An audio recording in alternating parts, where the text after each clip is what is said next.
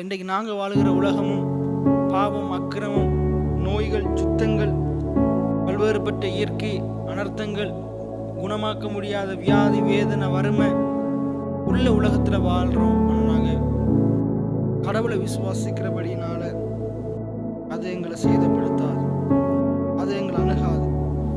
அவைகளை நாங்கள் மேற்கொள்ளுவோம், அது நம்மளை மேற்கொள்ளாது. ஆகையினால வேதம் சொல்லுகிறது எபிரேயர் 11:6, விசுவாசம் இல்லாமல் தேவனுக்கு பிரியமாயிருப்பது கூடாத காரியம்.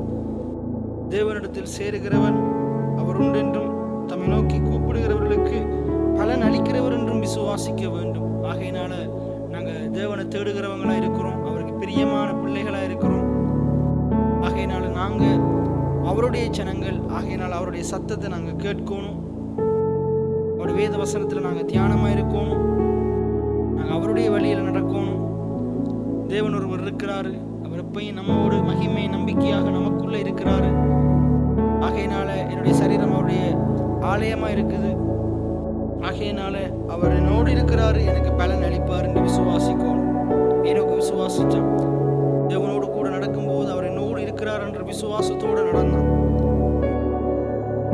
அவர் சத்தத்துக்கு செவி கொடுத்தான், அவனும் தேவனோடு பேசினான், ஜனங்களுக்கு தேவனை பற்றி அறிவிச்சான். அதே போல நாங்களும் தேவனுடைய சத்தம் கேட்கிற பிள்ளைகளாக, தேவனோடு பேசுகிறவர்களாக, அதே போல நாங்கள் அநேக ஜனங்களுக்கு ஆண்டவரை பற்றி, ஆண்டவர் நமக்கு செய்த சகல உபகாரங்களை பற்றி, நன்மைகளை பற்றி நாங்கள் பறைசாற்றுகிறவர்களாக, சொல்லுகிறவர்களாக நாங்கள் இருக்கோம்.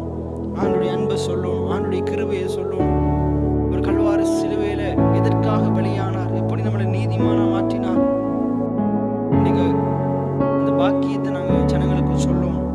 சாட்சி சொல்லுகிறவங்களா இருக்கும், சாட்சி உள்ள வாழ்க்கை வாரம். இப்ப இந்த பாவம் அக்கிரமம் நிறைந்த உலகத்துல நம்மாலையும் ஜெயம் பெற்று வாழ முடியும், நம்மாலையும் மேனோக்கு போல ஒரு வாழ்க்கையை வாழ முடியும், தேவனோட நேரத்தை செலவிட முடியும். வேதத்துல ஏனோக்கு தேவனோட சஞ்சரித்தான் என்று நம்முடைய தமிழ் பைபிள்ல சொல்லுது, ஆங்கில பைபிள்ல வாக் வித் காட்னு சொல்லுது.